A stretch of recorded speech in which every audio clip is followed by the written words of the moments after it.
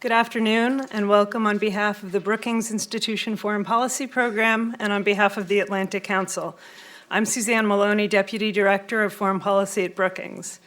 I'd like to extend a special welcome to my counterparts from the Atlantic Council who've joined us here today, including Miret Mabrouk, also Deputy Director, and Ambassador Richard LeBaron. I'd also like to extend a special welcome to our distinguished guests from the diplomatic community, including His Excellency Ambassador Gouya. We're here today to launch a report commissioned by the Atlantic Council's Middle East Strategy Task Force and written by my colleague, Tamara Wittes, who over the past year has convened the task force's working group on politics, governance, and state-society relations. This is one of 5 such groups organized by the Middle East Strategy Task Force, a bipartisan initiative launched in February 2015. Brookings Foreign Policy has been very proud to contribute to the task force project, not only via Tamara's report, but also through the Security and Public Order Working Group, whose report was authored last year by our Brookings colleague, Kenneth Pollack. The report that you have here before you today is informed by Tamara's many discussions with the working group and reflects her own analysis. It helps to explain the collapse in the Middle East state system, takes stock of where we are now, and offers recommendations for tackling the crisis of governance in the Middle East in the post-Arab Spring environment. Tamara situates today's breakdown of the regional order within a broader reality, that of years of deteriorating state-society relations. Tamara argues that for the region to develop societies that are resilient to terrorism and institutions that are effective and responsive for the long term, there must be a concerted effort to repair trust between governments and their citizens. Dialogue is needed, as is patience and sustained efforts on the part of the regional and international actors, including the United States. These are words of wisdom that I think echo very broadly in Washington here today. As the title of this event suggests, real security and stability in the Arab world will be determined by the quality of governance that takes hold there.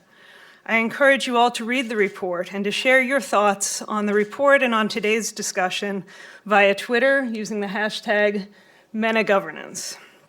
The report that we're launching here today was co-chaired by 2 of today's panelists, former Secretary of State Madeleine Albright and former National Security Advisor Stephen Hadley, 2 individuals who need no introduction, 2 individuals who know more than just a little about real security. We're delighted to have them and our third panelist, Amr Hamzawy of the Middle East Program and Democracy and Rule of Law Program at the Carnegie Endowment, to join us here today to speak with Tamara about the report. Secretary Albright will present some introductory remarks, and then we'll turn it over to the panel. And finally, we'll invite the audience to contribute and to ask your questions and to engage in the discussion. Thank you so much, and welcome, Secretary Albright.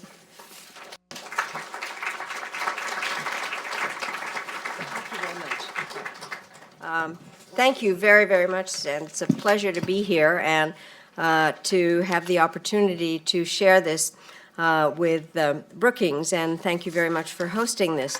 I think, as you pointed out, one of the things that really distinguished the Atlantic Council's Middle East Strategy Task Force is the way in which we were really able to partner with other institutions and scholars in Washington and Europe and in the region. And it truly is a collaborative effort. And I think that as we talk about it today, I think that will become even clearer. But it truly was terrific in terms of just working together.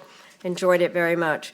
I think also, just as we engaged a multitude of institutions in the project, we also tackled an awful lot, a multitude of issues in the working groups that we established. And the working groups did produce the papers, and so today we are releasing the 5th and final one on governance. And lest you think that this completes our work, I want to announce that after we all take a break for turkey eating, and cooking in my case, Steve Hadley and I will be publishing our final co-chairs report next Wednesday. And that report is going to attempt to knit together the topics tackled by each of the working groups into a new long-term approach for the region, based largely on ideas from the region itself. Our sense really has been is that we have all spent a lot of time looking at the region, but a lot of it has been kind of fire drills and Band-Aids, and that the basis of what we're doing is really taking a much deeper and longer look. While we have time next week to address our broader strategy, today's discussion really involves one of its most important components, and we're going to be talking specifically about how, in order to find a way out of the crisis in the Middle East, the states of the region will need to address failures of governance. And of course, the problems brought about by the lack of accountable, responsive, and effective state institutions in the Middle East, as is so well known to people in this audience. I think the role these failures played in the breakdown of the regional order has in fact been downplayed. And so what you'll hear from Tammy is that governance is in fact a central cause of the turmoil in the Middle East, something with which I heartily agree. Because as she puts it, the upending of the region didn't come from outside intervention, nor did it come from the top. It really did come from below, from millions of frustrated people whose expectations far exceeded the opportunities that were available to them.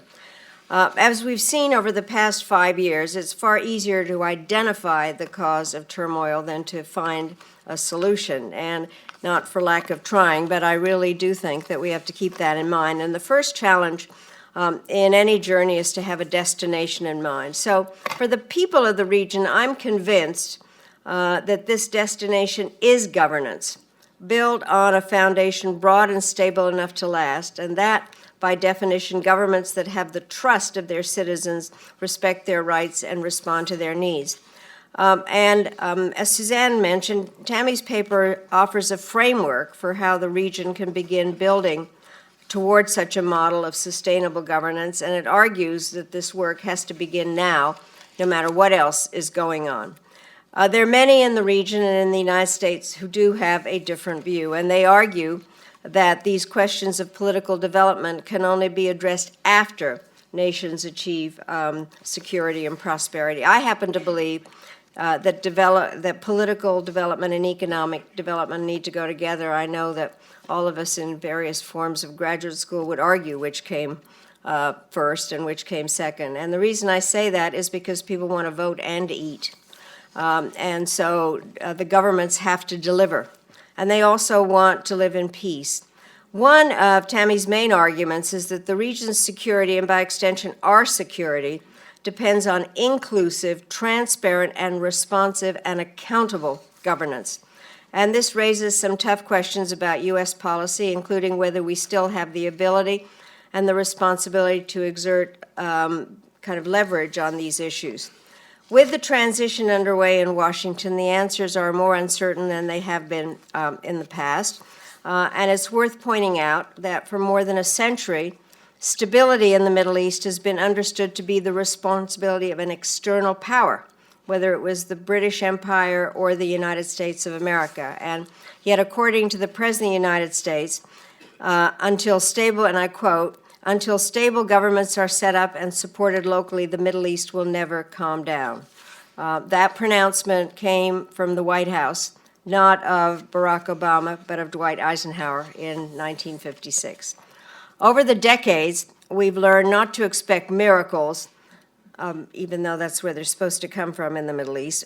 We've also learned not to give up. And while the United States remains, in my mind, the indispensable nation to the security of the region, I'm always quick to point out that there is nothing in the word indispensable that means alone. So after a period of time in which the United States has been accused of doing too much and then too little, we need an honest discussion about our role and our relationships and our responsibility, and that's why I am so pleased to be a part of this Middle East Strategy Task Force with my very good friend Steve Hadley. It's been an extraordinary learning experience for both of us and an opportunity to work with some truly wonderful people. One of them is Tammy, and it's now my pleasure to invite her and the rest of our panel to come up on the stage.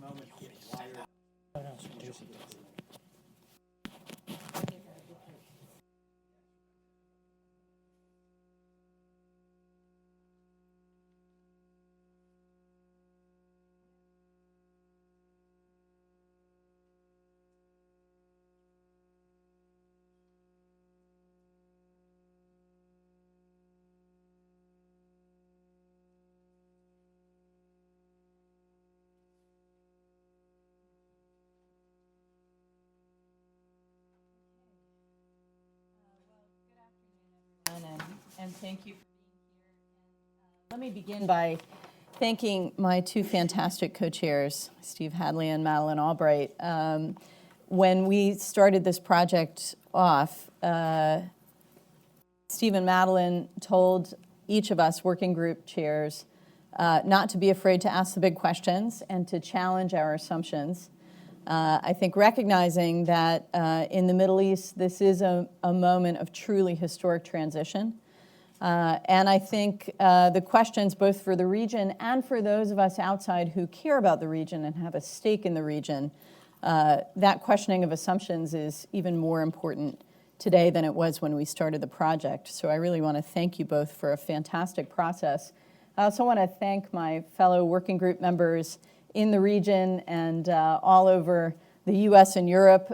We managed to meet virtually and in person, and I learned a great deal from all of them, and they are listed in the report. So I hope you'll take a look and share my appreciation.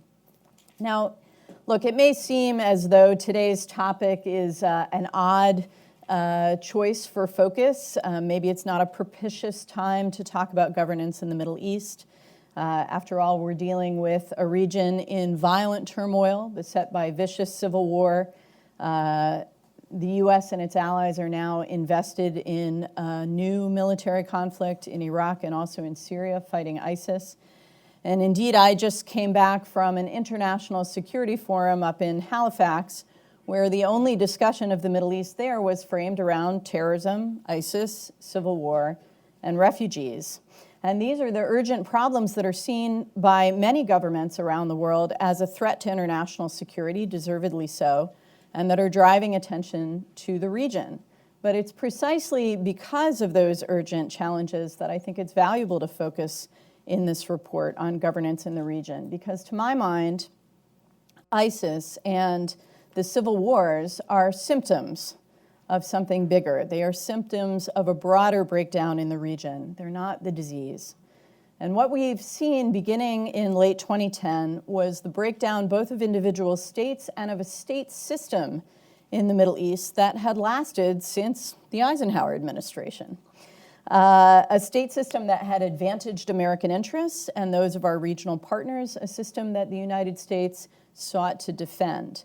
And it's that breakdown of the Middle East order that has led to the civil wars in Libya and Yemen and Syria and the rise of ISIS. And so understanding why and how this regional order broke down, I think, is necessary to understand how we effectively deal not just with the symptoms of that breakdown, but with the challenge of restoring lasting stability to this region. And that is the premise and the driving question of the report that we're releasing today.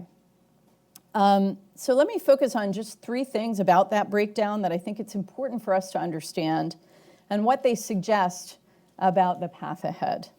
So the first thing to understand is, as Madeleine noted, the regional order broke down because of things that happened inside states, inside societies, because of pressures that built up over many years. And the first part of that story is the story I told in the book that I published in 2008, Freedom's Unsteady March. That's the story of how the bureaucratic authoritarian model in the Arab world began to weaken, how the clientelism, the ideology, the coercive mechanisms that these states relied on to survive were becoming less and less effective in a globalized world. They rested on a certain kind of social contract, a clientelistic contract or a corporatist contract or a patronage-based contract.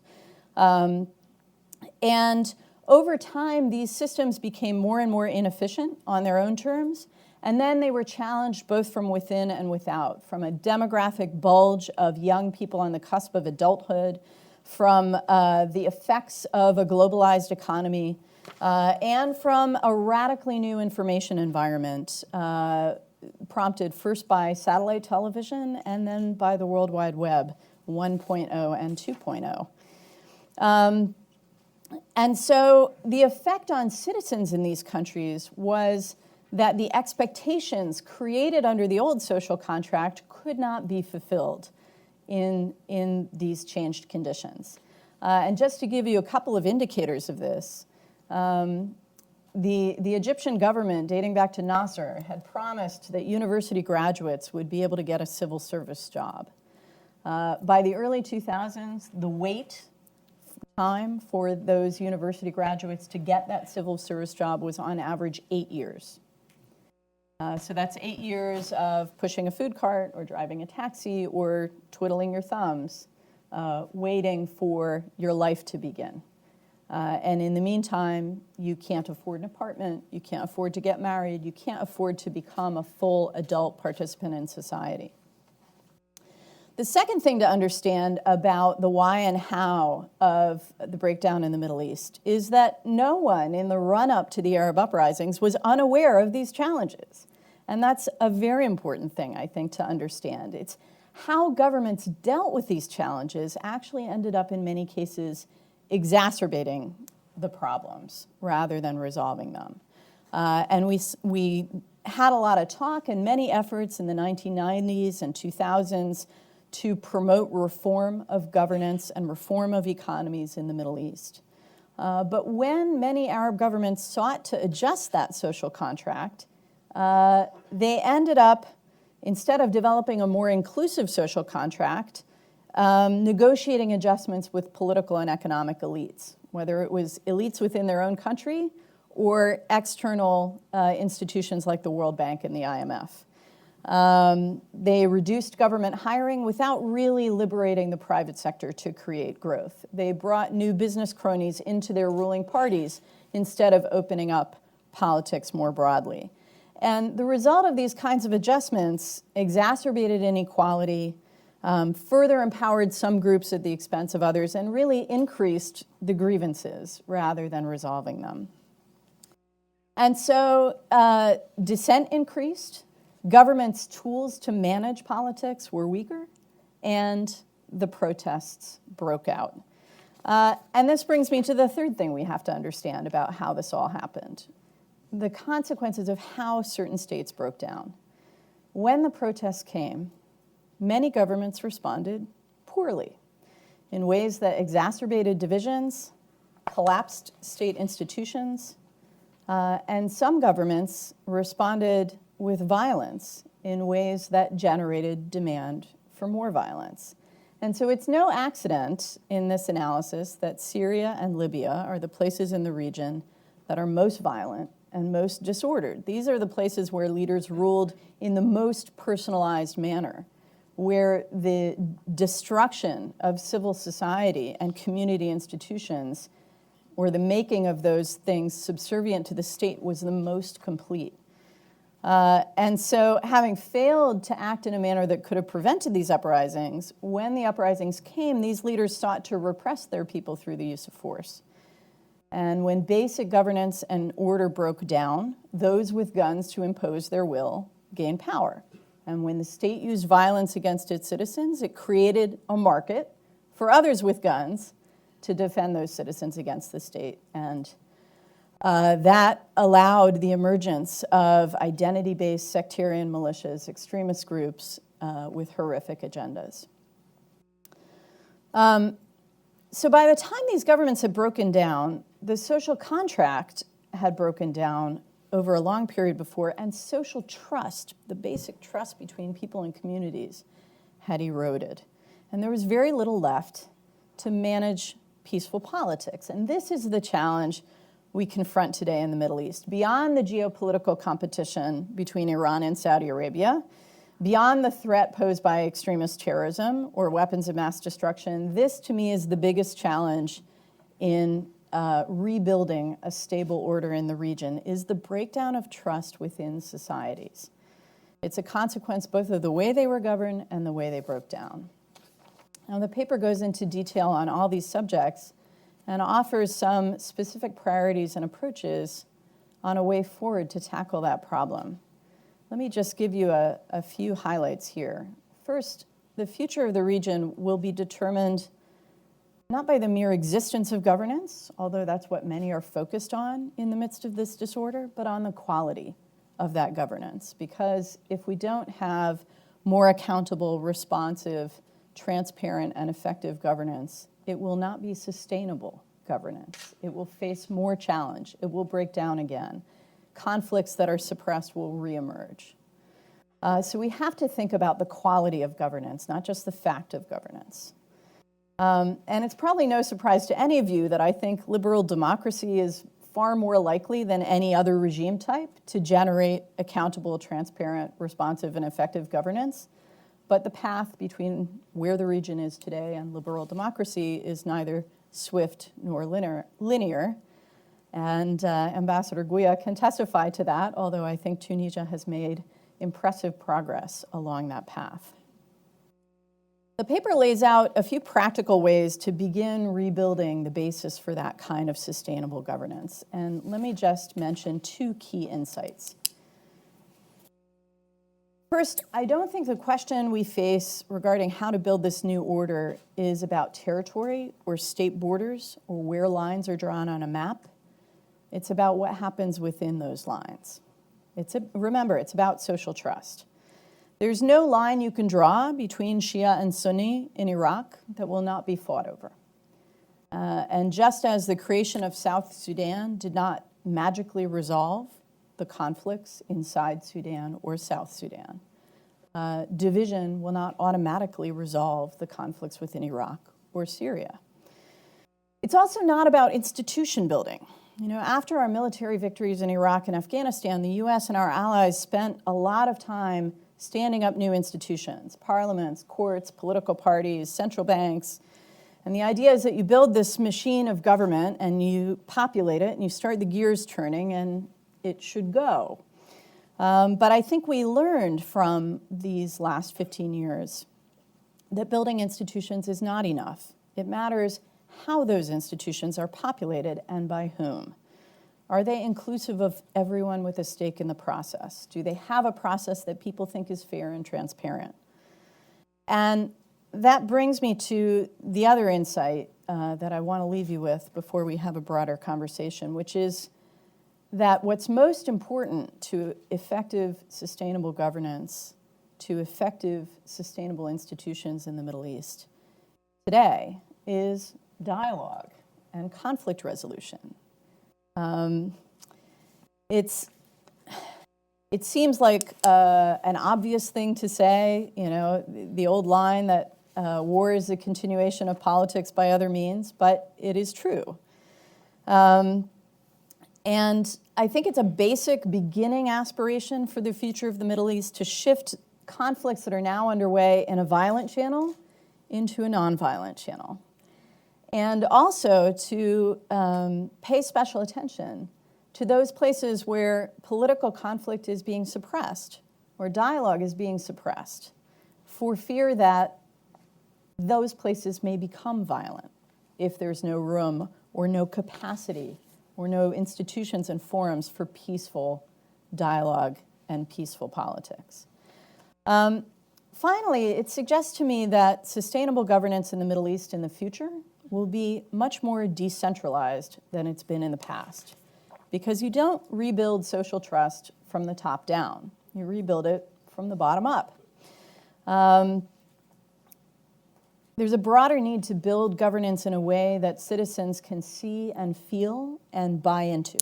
And I think we already see a number of experiments across the region in more decentralized governance, whether it's the empowerment of elected councils in Morocco or the way in which Lebanese have managed their governance needs in the absence of a president until very recently, or the way the government in Baghdad is struggling to set conditions for locally effective government in the areas that are about to be liberated from ISIS.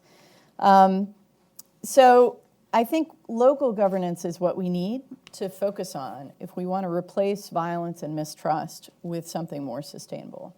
And with that, let me stop and look forward to our conversation. Let me just say a word. Thank you, Tammy, very much. It's a great paper, and I really do urge you to read it. Here's what we're going to do for the rest of the time. Amr is going to speak for about 10 minutes or so, reacting to the paper, giving you a little better sense of what's in it. And then we're going to have a conversation up here with some broad questions, and we'll go probably till about 5 minutes of 4 or 4 o'clock. We will then throw it open for questions, comments from the audience, and we will end promptly at 4:30. So that's how we plan to use the time available to us. Amr, over to you. Sure. Thank you very much, Steve. It's a pleasure to be here. Thank you very much, Tammy, for having me on the panel. And it's a pleasure to join the panel with Madam Secretary being with us today. It's a great paper. I would like to congratulate you, Tammy, and the working group on a spot-on analysis and great insights on how to look at Arab politics, Middle Eastern politics, and political dynamics as they appear today. So I'm going to follow Steve's recommendation and really recommend everyone to take a look at the paper. It offers a detailed analysis, and it does not stop where Tammy stopped because of time, and to engage you, of course. It really gives us a great overview of what has been happening in the region since the 1960s, all the way to 2011 and beyond 2011. In that spirit, to engage the paper, I'm going to underline 3 points, which I feel are relevant in building on the insights and recommendations of the paper. Number one is, and here I truly share your analysis with regard to lost trust between state institutions and citizens in the region.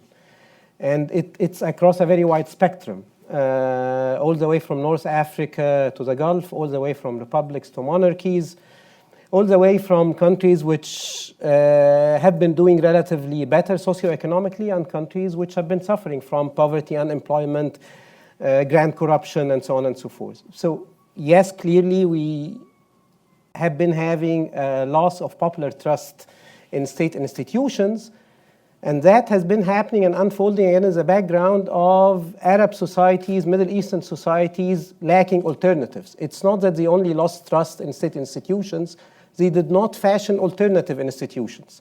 Credible alternative institutions were not put on the ground. We did see a bit of ideological contestation between religious-based visions and secular visions. We did see a bit of political contestation based on social and economic preferences, patronage, networks of patronage, which you really offer a very great analysis of, and conflict between the haves and have-nots. But in total, this did not add up prior to 2011 to an alternative vision for state-society relations, an alternative credible vision for a new social contract. So what we were looking at were old social contracts which were collapsing and new social contracts which were yet to be found, to be shaped, articulated, found, legitimated, and pushed forward. So the number one, and I believe this picture has not changed in the last 5 years. And the very fact that we are still looking at autocracies in return, reviving autocracies, or apart from the Tunisian case, or stable autocracies, or limited liberal experiments, as they have always been, be it in Morocco or elsewhere, the very fact that we are still looking at a region, in spite of the dynamics of the last 5 years, where we do not have credible new social contracts, legitimate new social contracts, attests to that. So number one is how to bridge the gap between state institutions and citizens, groups, segments of Arab populations which have lost trust. The first key point I believe we really need to look at is the question of social capital. So I just would like to rephrase it away a bit from trust to look at how societies generate social capital. And social capital never comes top down. It always has to be bottom-up. Now, when we look at the fabric of Middle Eastern societies, and I'm really focused on Arab societies, I'm not an expert on Iran. When we look at Arab societies as of now, the only way to imagine social capital emerging, leading to new social contracts, redefining the relationship between state institutions and populations, state institutions and societies, is to focus on civil society. If we are looking at state institutions away from the collapsed cases in Syria and Libya, where trust has been lost, legitimacy is questioned, pluralist deliberations are not out there, and if we do not have, apart from ideological contestation, political actors which offer visions for state-society relations, we do not have viable political parties in most Arab countries. We do not have viable political movements in most Arab countries. Once again, with the one exception of Tunisia, because it's unfolding in a different manner. It comes down to civil society, where, as well in Tunisia, civil society has been the leading force, one of the leading forces in pushing the country forward toward a true experiment of democratic governance. So the question is, how can we empower civil society organizations, civil society actors in the Arab world? What are the conditions available, present in different environments across the region, which can help civil society prosper? Or what are the conditions which are available in some countries which undermine civil society?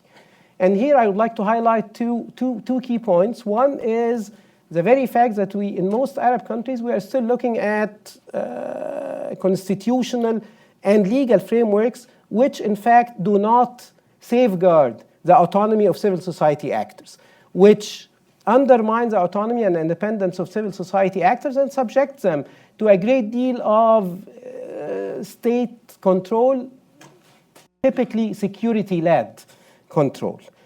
Secondly, because freedoms of association, organization, constituency building are not safeguarded in most Arab countries, civil society organizations as of now end up being urban-based, focused on small segments of the population, and do not have a comparable outreach to civil society organizations in any democracy, be it a Western democracy or a non-Western democracy. So two key issues which we have to look at if we are, and once again, I share the analysis of we will not get to real security if we do not fix governance issues, if we do not get to viable, stable, democratic governments or democratizing governments. So two key issues which we have to look at are how to put in place the real and right conditions for civil society organizations to prosper, for civil society organizations to represent people's interests, different segments of the population, and to articulate a new social contract, which is badly needed in most Arab countries. Secondly, how to safeguard freedoms, key freedoms, which it's no longer fashionable to talk about freedom of association, freedom of organization in the Arab world, in spite of the fact that this is one of the regions which suffers most from violations of freedom of association and organization. Second point I would like to underline is, and once again going to a great insight which you offer, Tammy, in the paper, and of course the working group, on prioritizing justice. I really liked, it's one of the recommendations which Tammy articulates toward the end of the paper. Prioritizing justice, the way I understand the report referring to it, is to prioritize reforming security sectors, prioritize reforming judicial institutions, court systems, as well as the paradigm of law enforcement. And why? Because this is one of the key reasons why citizens lost trust in state institutions. Sometimes we politicize the debate about human rights violations and abuses away from citizens.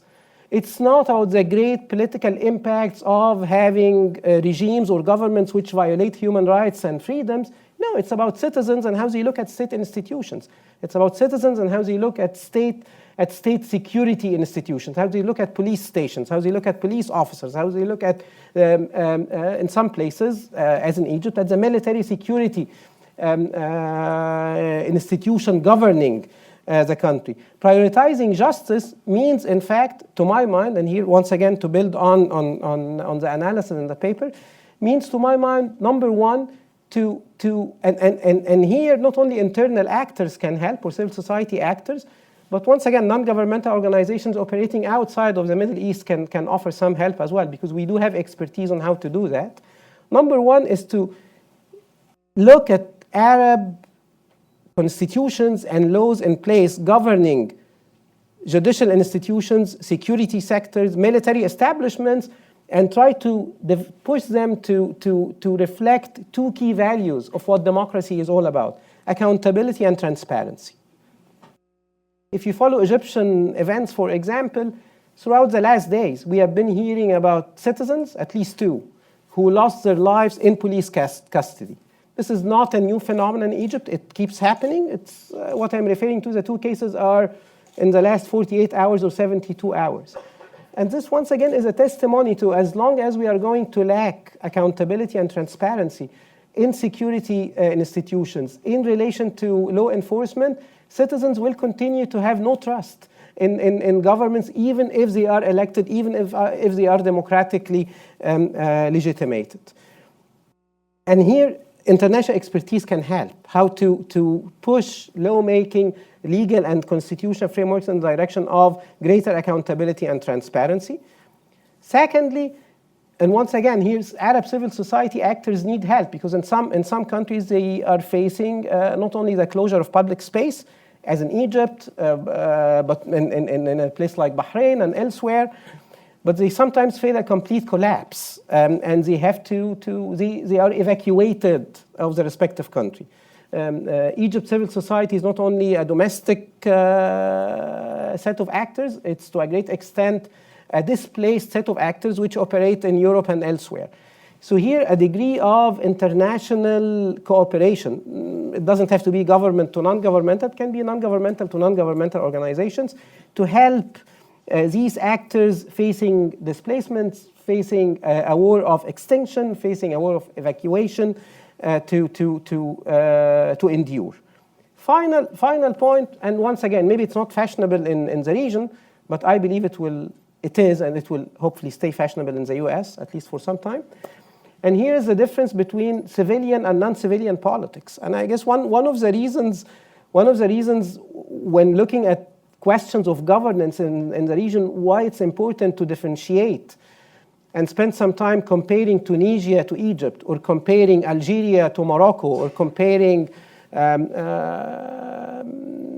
different countries where military establishments are dominant actors in politics, and other countries where we have civilian politicians and civilian political elites or civilian elites managing politics with all shortcomings of their political arenas, is the very fact that pushing forward compromise, pushing forward consensus building, pushing forward cross-ideological alliances, pushing forward new social contracts where citizens can hold their governments accountable, all of that is not easily done if you have military governments in place, or if you have governments dominated by military security establishments in place. So one key distinction when you look at Arab countries in 2016 is to differentiate between countries where the military security establishments are the dominant players in politics, and countries, once again, Tunisia, Morocco, and elsewhere, where civilian political dynamics and civilian groups are in charge. We have a track record of civilian groups accepting more inclusion, accepting more compromise, as opposed to military security establishments. So here too, this has to be a focus when we look at governance and how to push for democratic governance, as your paper suggests. Let me stop here. Thank you. Amr, thank you very much. I want to ask one technical question, because I was, I think, misled by it, and I want to make sure the audience isn't as well. You used the phrase privatizing justice. And of course, I had the notion of, the private sector taking over the police. But I think what you mean is a transparency and accountability that allows citizens to hold those institutions to account. Exactly. Have I got it right? Sure. We can say citizen accountability and justice. There you go. Yes, there you go. All right. We've talked about, and Tammy, I want to pick up on something Amr said at the end and you said at the beginning. You talked about how the failures of states to govern effectively led to the collapses or civil wars in Iraq, Syria, Libya, and Yemen. And so one question is, are other states in the region at risk? Have we seen the last of the dominoes, or are there other dominoes that potentially could fall? And if so, what will bring that about? I think that's a crucial question, because for all that our international attention is focused on the eggs that have already fallen off the wall, there are others that are up there wobbling. And there have been a number of analytical attempts to sketch out what did those broken eggs have in common. And you've seen some arguments about republics being more vulnerable than monarchies, for example. What I see in the places that I would say are today still vulnerable, it's those places where, as we saw in Egypt, you have an aging leader with no clear succession plan, and certainly no transparent, accountable, responsive mechanism for determining succession. Those are potential crisis points for any government. And you know, we've just been undergoing our regular exercise in the peaceful transition of power here. It's, you know, it is always a delicate moment, even for the most established democracies. But in those places that don't have established traditions, it can be a very dangerous moment. So I would look, for example, at Algeria, where you have an aging leader who's been in place for a long time and no evident successor, no evident process, no evident consensus on a way forward. I think you could say the same about the Palestinian Authority today. And so you have a looming succession crisis and no connection, as Amr was highlighting, between citizens and government, where they don't feel like there's any channel to weigh in. That's a boiling pot. Amr, would you agree with that? Yeah, Yes. anything you'd want to add?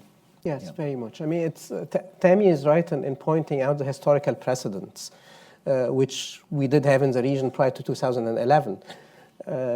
Egypt was in a succession crisis where prior to 2011, the talk of the country was who is going to succeed former President Mubarak. I guess she is right in pointing out Algeria. But Steve, when you look at it, what is missing is not only ruling establishments putting forward a succession plan of sorts. What is missing as well is how to tackle the lost confidence in any arrangement between governments and citizens. In Tunisia, confidence is on the rise because Tunisia managed to put institutions in place. Different shortcomings are out there, everyone's talking about them and analyzing them. But you still have a institution framework in place which makes sense. What is missing in Egypt, once the autocracy was back in, is that these institution arrangements which people attempted after 2011 were thrown away, and we are in between reviving what existed prior to 2011 and maybe going back to very dark moments in Egyptian history. And the same goes for a place like Algeria. Once Bouteflika is no longer there, no one knows what will happen. Yeah. Now, this leads to another place, and I'm going to ask Madeleine to start on this one. It's interesting because the places you picked were Algeria and the Palestinian Authority. Those are not traditional monarchical societies. And one of the things you may remember when we started this project, we said this is about a crisis of legitimacy in the Middle East. And we said, of course, legitimacy comes from the consent of the governed and the ability to leave services. And a number of people said, wait, that isn't a sophisticated enough. There are other forms of legitimacy in the region based on tribal associations, religious affiliations, revolutionary ideology. There are a range of forms of legitimacy. So how do you square that? As we look at the Middle East going forward past 2011, what do we say about legitimacy, and what do we say to these regimes that may be teetering on the shelf but have not fallen off?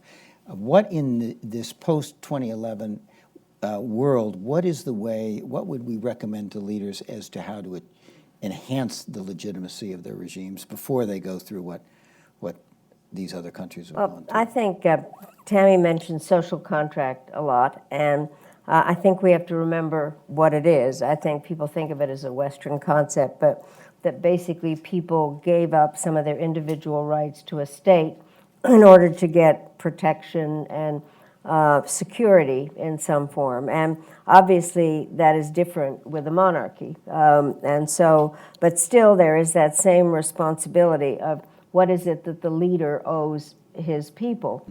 And I think when you were asking about different countries, I think those are interesting ones that were picked, but I would say that this is almost like a virus. And one of the things that we have not talked about enough is the influence of technology. And one of the things that really did bring up, it starts with a man in Tunisia who immolates himself, and the news gets out, and all of a sudden it spreads. And I think that clearly what happened in Tahrir Square was social media. And so I actually think no place is inured to it. And so one of the questions, and I kind of hate to finger any country, but if you look at a country like Jordan, for instance, that is a monarchy, frontline state, in one of the most difficult refugee situations, not a rich place, and a king who is trying to figure out the various coalitions, and kind of a transit point. And it goes to the very point as to whether the state is providing a livelihood to the people. And I think that one of the things, and really you're right about this a lot, Tammy, in terms of what is it that the state owes the people? And initially, in all these countries, they were the employer of first resort. And when that is not possible anymore, then that puts in question the trust issue. And so legitimacy, to a great extent, I think, in this day and age, depends on whether the old leader, the new leader, the king, the deputy crown prince, or whatever, actually is delivering, because technology has made it possible for people to know what people in other places have. And especially, just to bring another point into what you said about the younger generation, they are technologically adept. And by the way, I have been talking about, this has been a peculiar 10 days, but basically, in addition to the thing you think I'm talking about, is that I've just spent time with a group of former foreign ministers in Silicon Valley talking about technology and governance, and what it has done in terms of providing people information as to whether they have a legitimate government.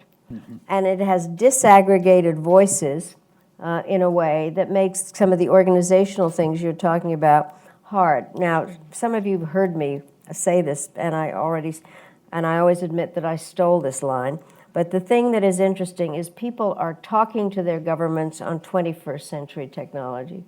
The government listens to them on 20th century technology, or hears them but may not be listening, actually, and provides 19th century responses. And so that disconnect is what we're dealing with, and it was very evident in Egypt. And the question is, I think any place could be subject to this, despite the fact that the ones you chose are very specifically so. But legitimacy is, what is the government supposed to be doing, whether it's a king or a dictator? Got that. I would just want to push it one more to you, Tammy, and that is this. Clearly, what is the government supposed to be doing? What is it delivering for its citizens? And you talk a lot about transparent, effective, accountable, and inclusive states. Does encouraging states to move in those directions, in fact, is it complementary to or supplementary to other traditional forms of legitimacy that, for example, the monarchical states are dependent upon? Or does it, in fact, risk undermining those other sources of legitimacy? Because it seems to me you have to be able to answer that question. If you go to a monarch and say, you need to move in the direction of legitimate, transparent, responsive governance, that monarch has to have some understanding that that can be supplemental to and doesn't undermine the traditional sources of legitimacy on which the regime is dependent. Sure. So I actually think that there's an important switch in language that I would recommend in order to answer this question, which is it's not about what governments owe citizens. I think that it's really about what citizens expect from their government. Not what they need, but what they expect. And that's part of what's changed. And that's part of the impact of technology that Madeleine was describing. And one of our other working group co-chairs, Chris Schroeder, really put his finger on this in his paper, which is that part of what's happened in the Arab world and around the world among this younger generation is what he calls a participation revolution, that citizens, because of technology, but just because this generation of Arabs, more highly educated, healthier, more engaged than any generation before. I mean, let's remember that parts of the region 2 and 3 generations ago didn't even have secondary schools, okay? So the developmental leaps here are tremendous. And this rising generation has a different set, a globalized set of expectations. That means it's not just about making sure they have a job. They expect to be able to participate. They expect to be able to set their own path in life and not just have it directed for them by their monarch or their father or their uncle or anybody else. And at essence, what they expect is the thing that liberal societies are best structured to provide, which is the opportunity for every individual to find their own path to human flourishing, okay, if I can put it in philosophical terms. So it's not, governments can't get away with just, you know, offering enough jobs or enough healthcare or enough free education. Check the box and they're legitimate. They have to meet that set of expectations. They have to give people opportunity to find for themselves a pathway. And that means they have to be more open. They have to be more responsive. Now, to the point of congruence or tension, it is a mental shift. If you are a very traditional leader who believes that the only way you can help your society grow is by directing it from the top down. But that is not the only form of legitimacy, even for a monarch. So the traditional pathway may be, I am the source of social goods. I distribute them. But you can also be the source of opportunities. You can be the source of dynamism. And that is a shift in mentality, but it's entirely possible. But I think one other thing, though, that has to be put into the mixture, and again, Egypt is a perfect example, is to what extent is it the freedom of disaggregated voices in Tahrir Square or order? At a certain point, I've been saying, for instance, that the young people in Tahrir Square were all having an incredibly interesting time, having been gotten there by social media. And the older man who cannot get to his stall in the marketplace says, I can't stand this anymore.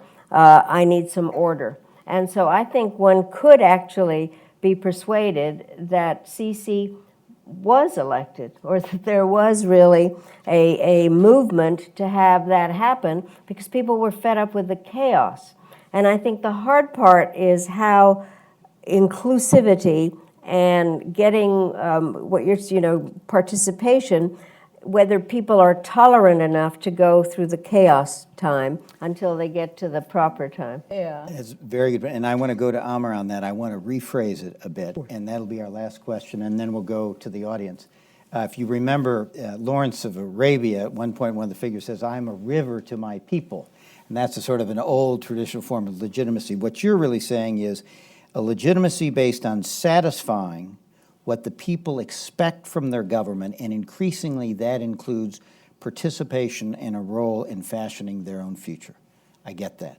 So let's go to Sisi. I've spent three-hour sessions with him in the last 12, 14 months, and I have tried to make this argument that this is a source of legitimacy. This is what he must do if over the long term he's going to be able to bring stability and prosperity.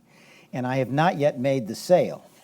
And what you hear is what you would expect someone, given the trauma that Egypt has been through. It is, I understand what you're saying, but you need to understand this is a difficult time.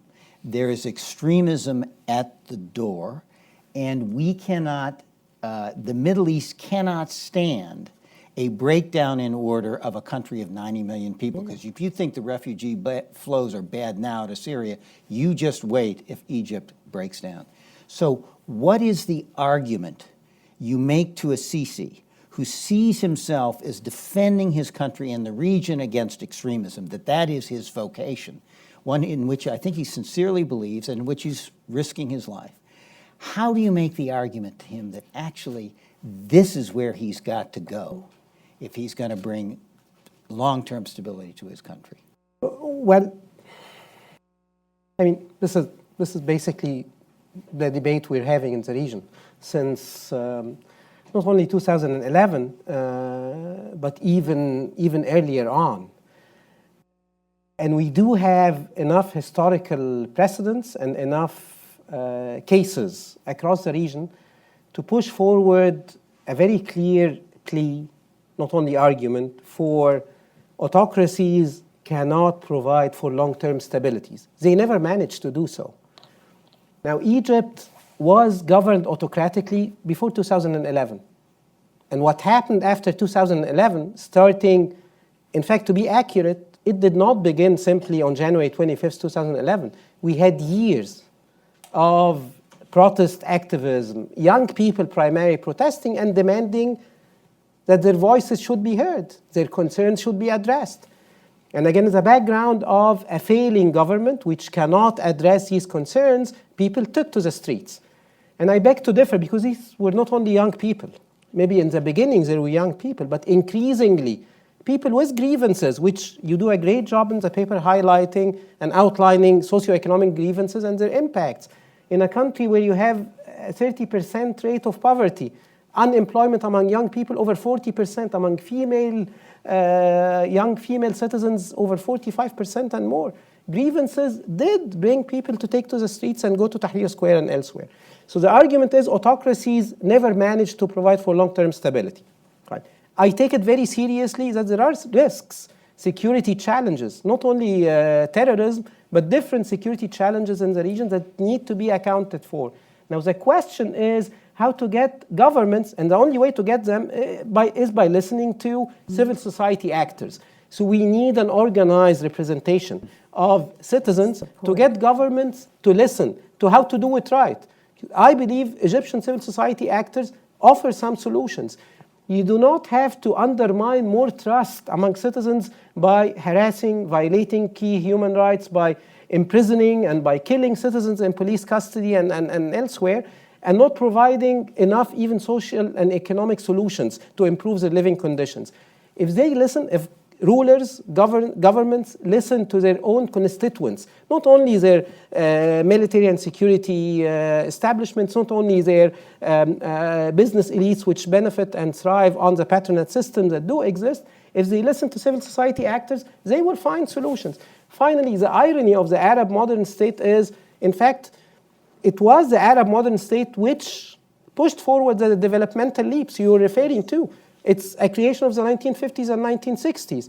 This was created by the modern state. And in a way, the modern state enabled developmental work to happen, enabled leaps in education, in healthcare, and elsewhere. And yes, it is the healthiest and most connected generation of young Arabs we are looking at. But in a way, these governments have become anachronistic. They no longer address their concerns, and they've got to listen to what these voices are demanding in different manners. One last comment, and then we'll go to the audience. Will do. I think that it's a false choice between mass mobilization a la Tahrir Square and authoritarian order. And I would say it's not that a leader is a river for his people, but the people are a river. And like water, they're going to find an outlet. So the challenge is whether you can create channels and mechanisms and pathways for people to have the influence they want to have over their own lives and the lives of their communities, or whether, left with no alternative, they will spill into the streets. And the failure of reforms in the period leading up to the uprisings is what compelled that mass mobilization. So what we see in Egypt today that troubles me very much, and that I think itself is quite destabilizing and dangerous, is a leader who believes that he, by putting a lid on it, has lowered the boil in the pot. And as you all know, when you put a lid on a pot, the boil increases. And that's what I think we've got in Egypt right now. We have no civil society channels. We have no effective political channels because the parliament and the party system are so tightly managed. We have no free speech channels. And so that pot is boiling very fast in a way that I think is far more dangerous in many ways than the situation that Egypt was in before the uprising. I love your phrase, the leader isn't the river to his people. The people are a river, which if the leader does not channel, will spill over into the streets. And that's not a bad way to summarize this Try it on conversation. Sisi, see how he likes it. I'll wait till Madeleine's with me. So let's, do we have microphones, or we're just going to ask people? Yes, we have We have microphones. microphones, good. Yes, ma'am, right here in the front, in the fourth row. Please identify yourself so we can get a lot of questions in. If you'll keep the questions short, we'll keep the answers short, and we'll get a lot more questions in. Short questions, but long answers. Marwa Maziad, University of Washington, and my research is on civil-military relations in Turkey, Egypt, and Israel. And I think, listening to you, it's fascinating how you're describing analytically Egypt and the Arab world, but a lot of what you were saying actually applies to other cases on the periphery of this Arab world, or the core of the Arab countries. And Turkey in particular, I argue that it's going through a regimist turn where it's turning into the making of the Mubarak regime, where all the stifling of civil society and places of expression and all of that. So it's as if there is a ping-pong kind of regional order, some equilibrium of imitating one another. So I guess I wonder, because I haven't read the report in depth, is there a Center for Middle East Policy? Is there a peripheral vision to other countries within the region, including Turkey, including Israel, of course, and the crackdown on some of the civil society in Israel as well, the laws that, you know, you have to account for who's funding you internationally. So a lot of what you've been describing seems to me like bits of conversation everywhere in the region at large. And is that part of a framework you would encourage adopting, not just looking at the Arab countries, but also other countries in the entire neighborhood, if you will? Tammy, you want to take that one? Sure. Well, first I would say yes, because politics is politics. And while every region and every country has its own history and culture that shape the way those politics express, there are certain common features, right? So, and yes, there are demonstration effects, both positive and negative. And in the paper, I talk about the competing models for governance in the Middle East today, the fragile democratic experiment of Tunisia, the effort at renewed authoritarianism symbolized by Egypt, and the brutal, savage order of ISIS, which is also a model competing for adherence in the region today. And that's part of what's at stake, is, you know, what are people going to embrace in the midst of this turmoil? And I do think it's having an effect on those on the periphery of the region. But I also think that some of those dynamics, for example, the global pushback against civil society and associational freedom, it didn't start in the Middle East, and it hasn't stopped in the Middle East. We see it in Russia, we see it in India and elsewhere. So. Yeah, you do indeed. Ambassador. Thank you. Boris Ruger, DCM German Embassy. Congratulations to the task force and to the working group for completing this. My government, I think, finds a lot to agree with in this report. We think that it addresses a key aspect. Implementing it is going to be hard work, because I do think that as someone who's worked in the region until recently, a lot of people are afraid of challenging the order because there's such a level of chaos and disintegration around them. And I think that's something that needs to be looked at. But I would go a step back, and I wonder whether you address it in the report. In a sense, to me, the most basic point is, are we doing enough as governments who are taking an interest in the region but who are not part of the region to stress the importance of human rights? For example, bringing out arbitrary detention, extrajudicial killings, these kinds of things, which come way before, in a sense, we talk about freedom of association. Freedom of association is very important. We would absolutely support that. But the human rights and rule of law part, to me, is absolutely fundamental. And that's where we see such grave misbehavior and violations all around the region. Madeleine, do you Well, want to let take me that? just say, I believe we do, or at least we try. But I think that the problem comes, having tried it, I won't say in which country, that we can't help you if you don't really do something about your laws and human rights. That was kind of mind your own business. But I do think that we have to do that, even if it is not received well.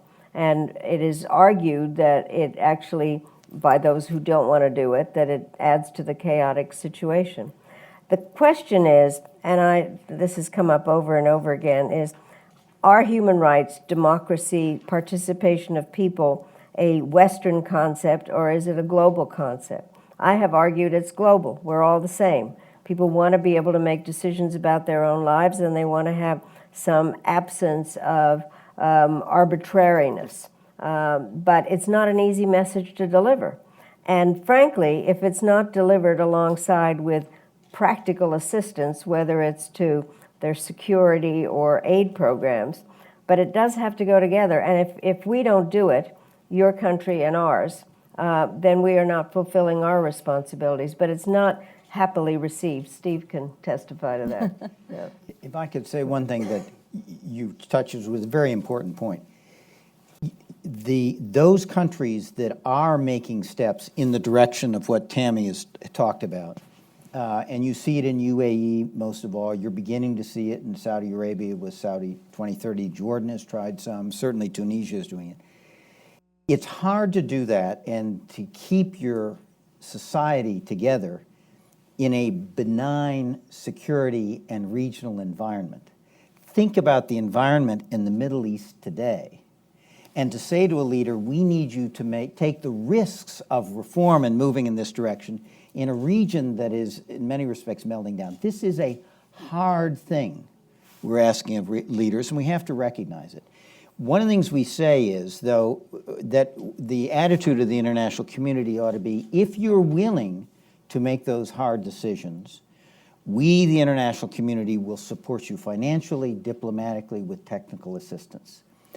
If you don't, we won't. Not because we're being punitive, but because of our judgment it would be a bad investment, that the good investments are going to be those states that are willing to make these kinds of steps on behalf of their people, because we think they are the most likely to result in achieve a long-term prosperity and stability. But I think we have to recognize the difficulty of what we're asking, and we need to be engaged and be willing to really step in and support those countries that are willing to make the right decisions. Steve, Yes, ma'am.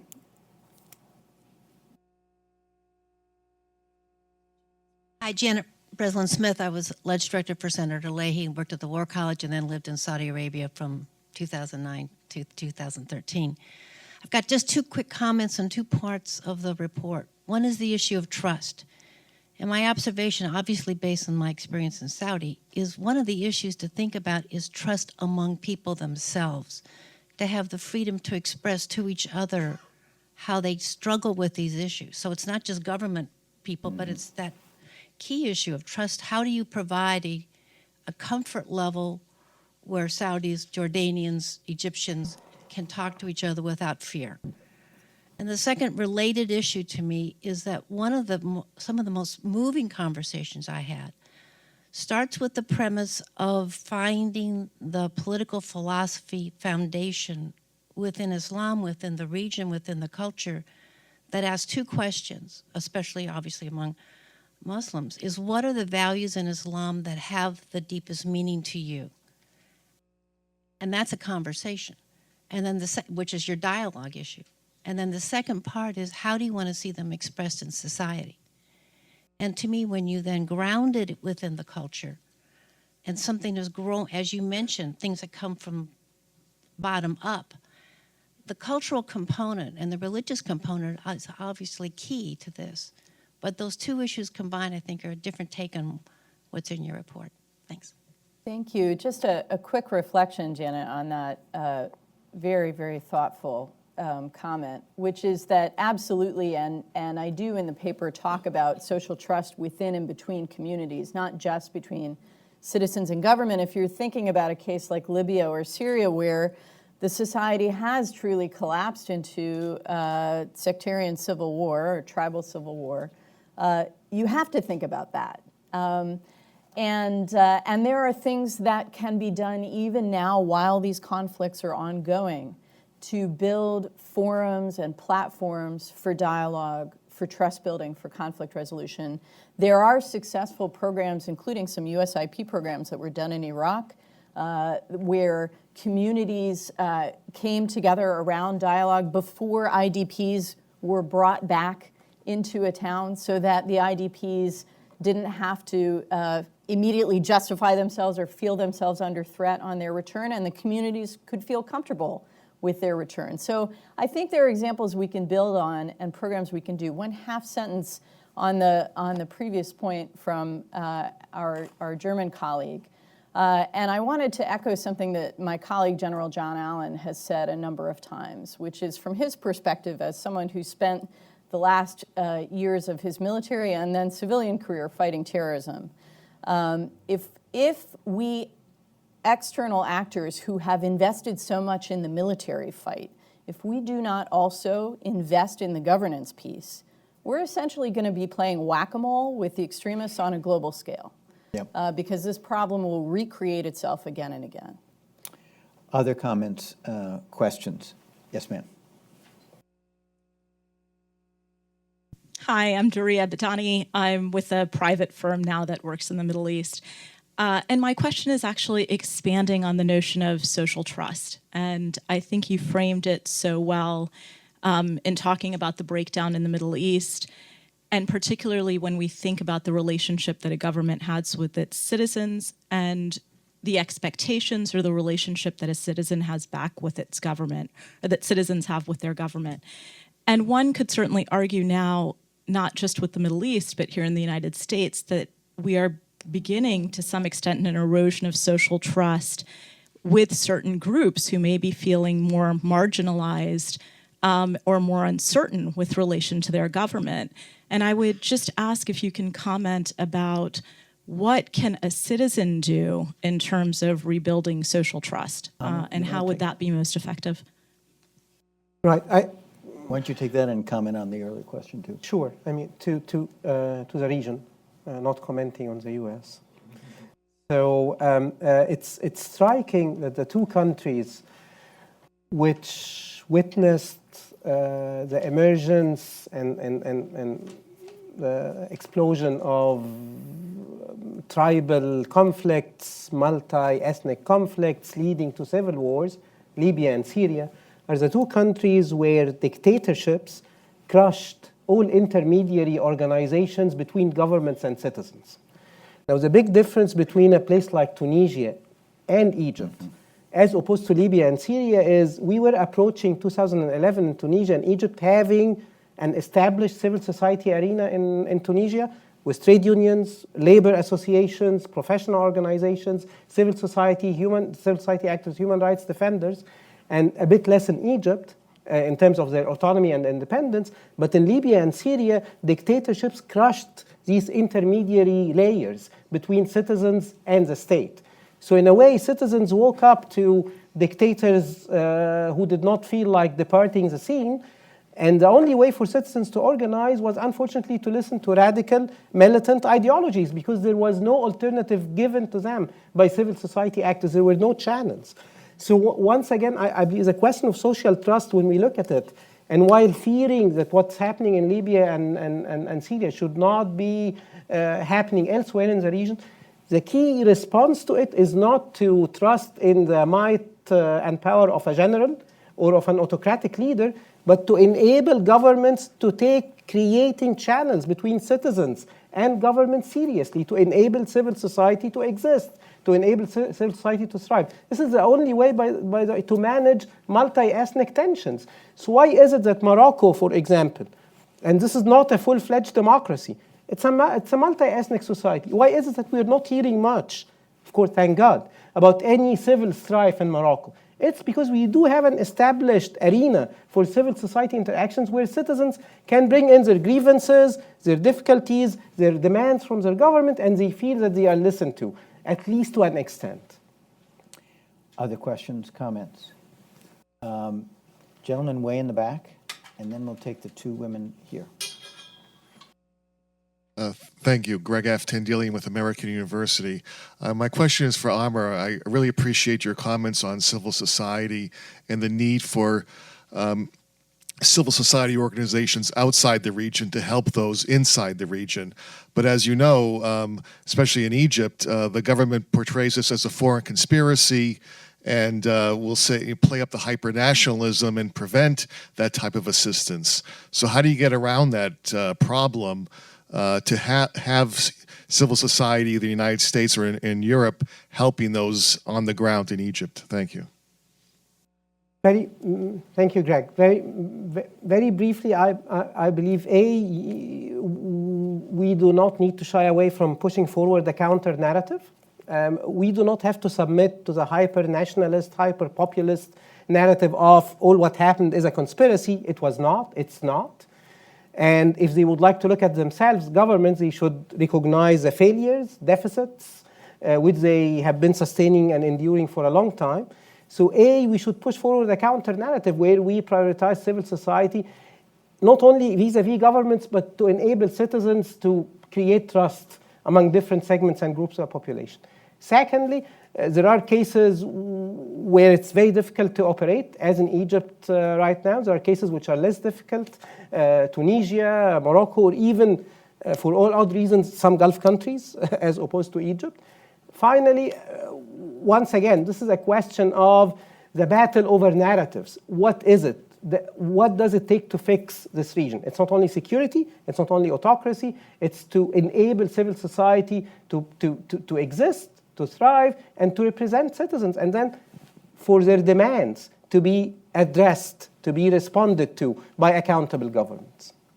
So we're running shy on time, so what I'm going to do is I'm going to take the two women I pointed to here, and I'm going to take two from this side, and we're going to just go through those questions, and then we're going to try to answer those four questions in the panel, and then we're going to be out of time, I'm afraid. So, ma'am, you had one. The woman two behind you, and then we'll take you, ma'am, afterwards. Hi, I'm Marissa Khurma. I'm a Jordanian consultant in development with a focus on governance.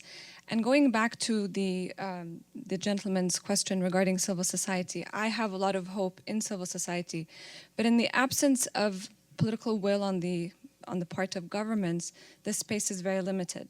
And Amr, you discussed options beyond foreign governments assisting, but also perhaps non-governmental organizations.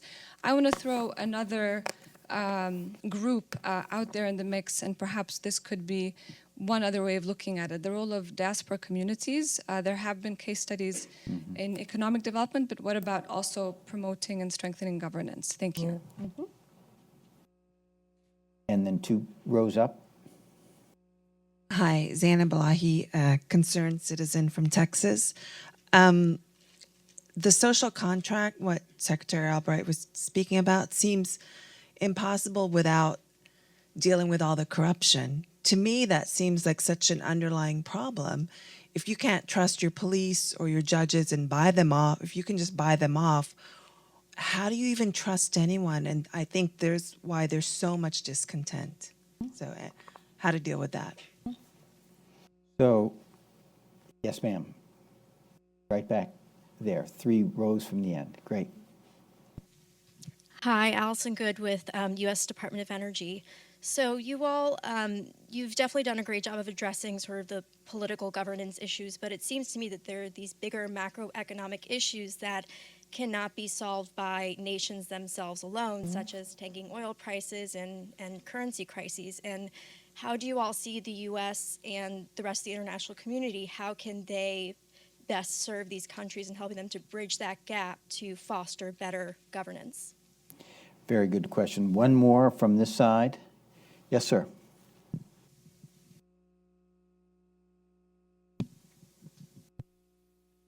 I'm Elliot Hurwitz, former State Department, World Bank, and intelligence community person. I want to thank the panel for a great presentation. I have not yet had time to read the report. On the periphery of the Arab world, the only Arab country I've been to is Yemen, which no one has mentioned, and it's particularly pertinent to U.S. policy. So I would like anyone on the panel at all to comment on Yemen and/or U.S. policy toward it. So we've got 4 issues: the role of diaspora, corruption, macro issues and their impact, and then Yemen. Yeah. Any takers? I think Amr will do diasporas, and Good. Should we just go this way? Start. Amr, why don't you start, and let's do quickly, sort of 1-minute answers, and we'll get people out on time. No, I mean, spot on, yes. This is one of the key spaces which we still have available in countries where the public space has been closed off. Yes, very right. The question becomes how to do it in a manner which does not undermine the credibility, legitimacy of domestic actors. The question becomes how to do it away from government to government relations. I trust that it's more powerful if it's done at the non-governmental to non-government actors. Finally, once again, how to justify the interest, not from a moral perspective, but from a political perspective for Arab diaspora communities to get interested in what's happening in domestic politics in Arab countries. You need to fashion a narrative.